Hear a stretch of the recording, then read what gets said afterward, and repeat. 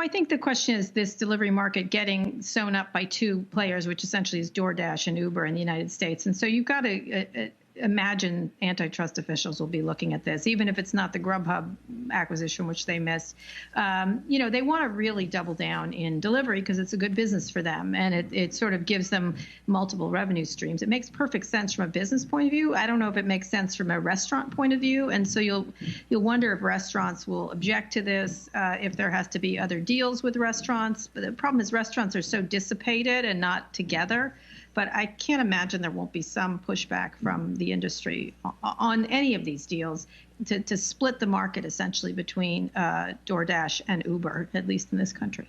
Okay, so now you've got an Uber that's sort of horizontal across a bunch of gig stuff, ride hailing, food, trucking, et cetera. And then you've got Grubhub, part of this vertical thing that's all about food delivery, stretching globally. If you're DoorDash, what do? Do you go public because the sector's hot right now and you could raise a bunch of money potentially? Do you raise another private round because who else are they going to invest in?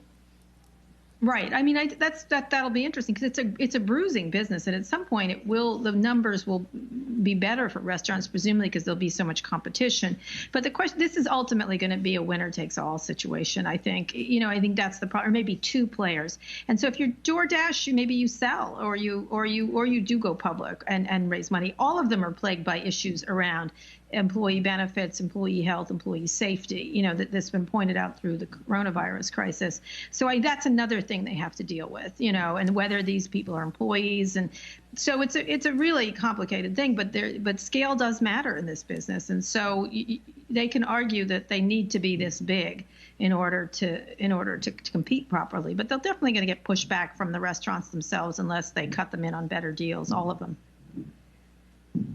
A good point, Kara. Also, the question of consumers, right? Do our fees suddenly go up? There's so many discounts at the moment. But I wanted to ask you about sort of the combination of these two companies now. The press release notably didn't say anything about where the Postmates CEO Bastian Lehmann goes, if he's going to stay at Uber. Does he fit into the culture as, one of these larger-than-life founders? And what happens to the employees? Do you think that Uber can afford to, lay off an additional 1,000 employees after nearly 7,000 that the company has laid off over the last few months amid the pandemic?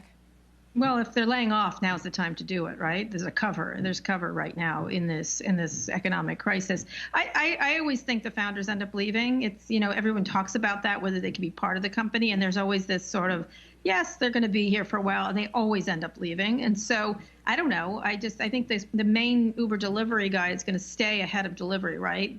So I don't know. I don't know what will happen to him, but I assume he's going to leave and start another company. That seems to always be the pattern, but you never know. Kara, another question. Did Uber miss out on Grubhub? Would this have been the bigger deal? I know there's discussions on both sides of this, but clearly Postmates is the much smaller rival, and a lot of folks say that it only really gives Miami and LA to Uber. Yeah, I mean, I've talked about that with Professor Galloway on our Pivot show. I mean, Grubhub was the buy to get, and for whatever reason, it didn't come together. It was much more. It was 3 times as expensive, I think, somewhere in that range.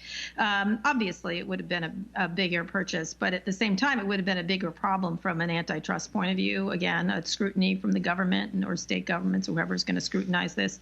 It's not bad to pick up these players, and these players can't compete. A player like Postmates can't compete in this environment as in terms of getting scale. It's just not possible.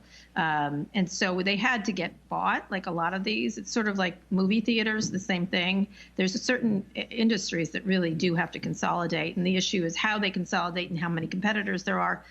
As to consumers, we've been getting a deal forever. Let's be clear. These prices that we pay for Uber or whatever have got to go up, and they have been going up, whether it's delivery or Uber. And so consumers are going to have to start to pay what it really costs for these people to be working, because if not, you're essentially taking advantage of the workers in a way that's really, to me, seems a little egregious.